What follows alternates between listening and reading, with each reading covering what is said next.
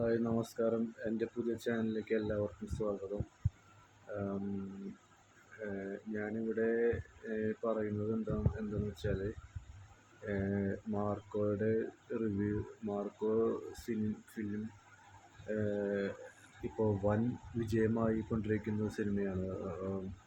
ഉണ്ണിമുകുന്ദൻ അസാധ്യമായി അഭിനയിച്ച ഫിലിം, വളരെ നന്നായി അഭിനയിച്ച ഫിലിം മാർക്കോ. ഞാൻ 2 വട്ടം പടം കണ്ടു. അതിൽ എൻ്റെ ഒരു വിഷനിൽ എന്താണെന്ന് വെച്ചാൽ, ഈ ഉണ്ണിമുകുന്ദൻ വളരെ നന്നായി അഭിനയിച്ചു എന്ന് പറയാൻ പറ്റില്ല. Out of 10, 6, 7, that much only. എന്താണെന്ന് വെച്ചാൽ, ഉണ്ണിമുകുന്ദൻ അവസാനത്തെ 2 പടം, മാളികപ്പുറം, പിന്നെ അതിന് മുന്നേയുള്ള മേപ്പടിയാൻ, ഇത് രണ്ടും വൻ വിജയമായ ഫിലിമായിരുന്നു. അപ്പോൾ ഒബ്വിയസ്ലി ഈ മാർക്കോയും നല്ല റേഞ്ചിൽ നിൽക്കുന്ന പടമായിട്ട് തന്നെ വരുള്ളൂ. അപ്പോൾ ആ കഴിഞ്ഞ 2 പടത്തിൻ്റെ ഹിറ്റും കൂടി ഇതിൽ അഡ്വാൻറ്റേജായി ഈ മാർക്കോയിൽ. അതാണ് ഈ പടം ഇത്രയും വൻ വിജയമാവാൻ കാരണമെന്നാണ് എൻ്റെ ഒരു അഭിപ്രായം. പിന്നെ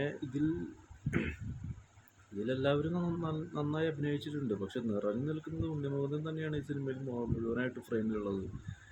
വേറൊരു ആക്ടറുടെ അടുത്തേക്കും നമ്മുടെ കണ്ണു പോവില്ല. നമ്മൾ കാണുമ്പോൾ ഫുള്ള് ഉണ്ണിമുകുന്ദനിൽ തന്നെയാണ് നമ്മുടെ ശ്രദ്ധ ഫുള്ള് നിൽക്കുന്ന പടം.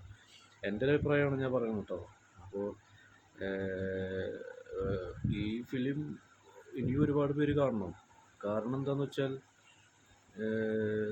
ഇപ്പോഴത്തെ തലമുറയിൽ വളർന്നു വരുന്ന മലയാളം ഫിലിം ഇൻഡസ്ട്രിയിൽ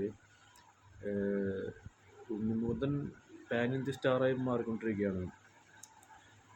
മമ്മൂട്ടി, മോഹൻലാൽ അവരൊക്കെ ഓൾറെഡി ഓൾഡായി.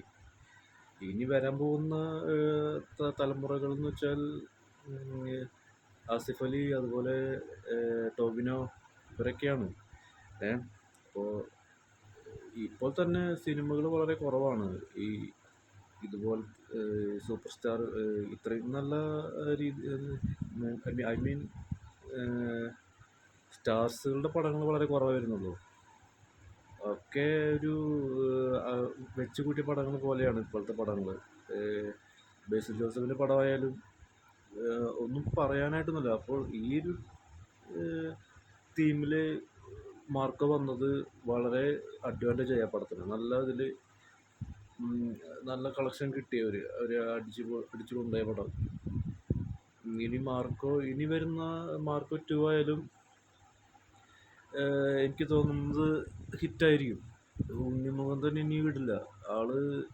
എനിക്ക് തോന്നുന്നത് ക്രിഷ് മൂവി വന്ന പോലെ, ഹൃത്തിക് റോഷൻ ക്രിഷിൽ 1, 2, 3, 4 അഭിനയിച്ച പോലെ ഇനി ആ ഒരു റേഞ്ചിലായിരിക്കും പോവുക. എൻ്റെ ഒരു പേഴ്സണൽ അഭിപ്രായം പറയുകയാണെങ്കിൽ, ഉണ്ണിമുകുന്ദൻ ഇനി ഫിലിം തിരഞ്ഞെടുക്കുമ്പോൾ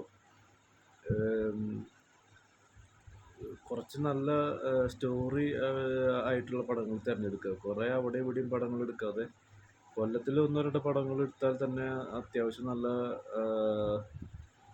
നല്ല രീതിയിൽ പോകാൻ പറ്റുന്നതാണ് എൻ്റെ ഒരു കാഴ്ചപ്പാട്. Thank you. ഞാനിനി ഇതുപോലെയുള്ള വീഡിയോസ് ഞാൻ ഇനിയും ഇടുന്നുണ്ട്. അപ്പോൾ ഞാൻ എൻ്റെ കമൻറ്റുകൾ ഇനിയും ഞാൻ ഇങ്ങനെ തുടരും. ഞാൻ എല്ലാം പോസിറ്റീവായി ചെയ്യുന്ന റിവ്യൂസാണ്. നെഗറ്റീവിലാണെങ്കിൽ നെഗറ്റീവിലും പറയും. പക്ഷേ എൻ്റെ ഒരു അഭിപ്രായമാണ് ഞാൻ പറഞ്ഞത്. Okay, thanks. അപ്പോൾ നമുക്ക് ഇനി അടുത്ത ഫിലിമിൻ്റെ റിവ്യൂ ഞാൻ പറയാം. ഓക്കെ, ഞാൻ ഇനി അടുത്തത് കാണാൻ പോകുന്ന പടം ഒന്നും തീരുമാനിച്ചിട്ടില്ല.